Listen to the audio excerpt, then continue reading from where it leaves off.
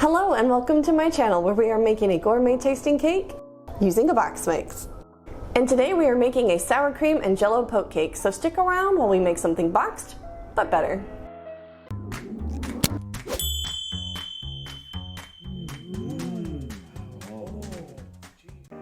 In a large mixing bowl we are going to add 1 white cake mix, 4 egg whites, 3/4 cups of milk, and 2 cups of full-fat sour cream.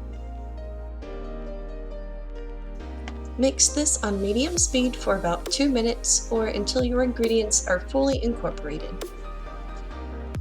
Next we are going to lightly grease a 13x9 glass pan, also known as a quarter sheet, and then pour our batter straight into it.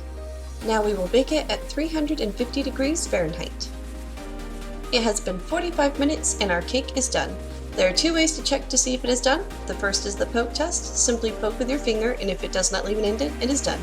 The next is the toothpick test. Insert a toothpick, and if it comes out clean, you know your cake is done. Now we will let this cool slightly while we make our jello mixture. For the jello part of our poke cake, I'm using 1 red and 1 blue gelatin dessert powder in 2 separate bowls. It doesn't really matter which flavor. I decided to go with strawberry and a berry blue. Next, I add 3/4 of a cup of boiling water to each the red and blue gelatin, and stirred until mostly dissolved. I then add 1/4 cup of cold water to the blue gelatin and a 1/2 cup of cold water to the red gelatin. And then I stir this until the gelatin is fully dissolved in both bowls. The reason why I add a little more water to the red gelatin is because I notice it does cool and thicken a lot faster than the blue, so this just helps to keep them even. Now that the cake has slightly cooled, it is time to get a fork and start poking the heck out of it.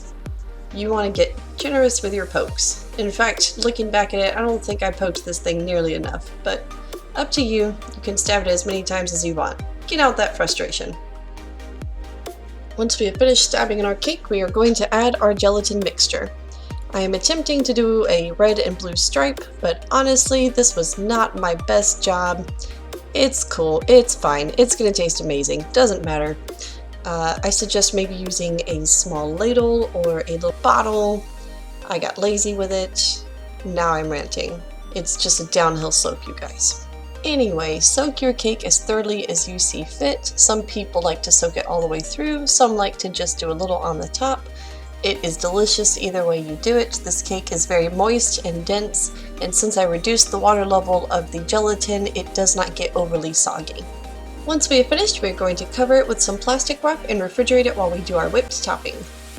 For our whipped topping, we are going to do 2 cups of heavy cream, 1 teaspoon of sugar, 1 teaspoon of vanilla extract, and 2 tablespoons of instant pudding mix. You can choose between vanilla pudding mix, white chocolate pudding mix, or even a cheesecake flavor pudding mix. They were all delicious. I will leave that choice up to you. Then mix on high speed until your whipped topping forms stiff peaks.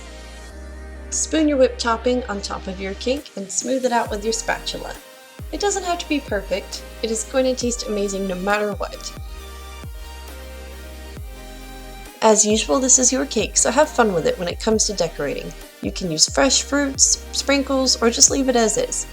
As for me, I am going to use up my leftover gelatin.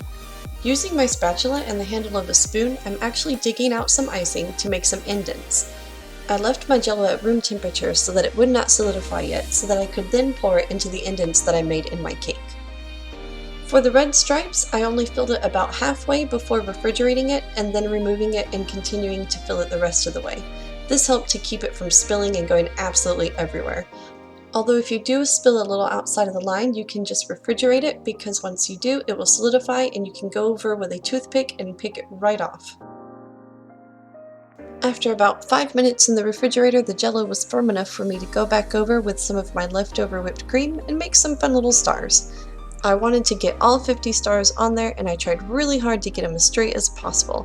And I can proudly say I did get all 50 stars on there, but they definitely did not come out straight.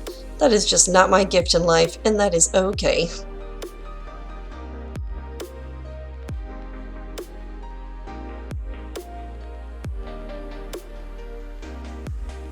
And there we have it, our sour cream and jello poke cake. Thank you for joining me. I had a wonderful time and I hope you did too. If you have any questions, feel free to ask them in the comment section below and I will do my best to answer them, and I will see you next time on Boxed But Better with Jenna. Ta-da! Oh no, wait, that's not straight. No, wait, there we go. There we go. Yeah, it told you it was not my gift.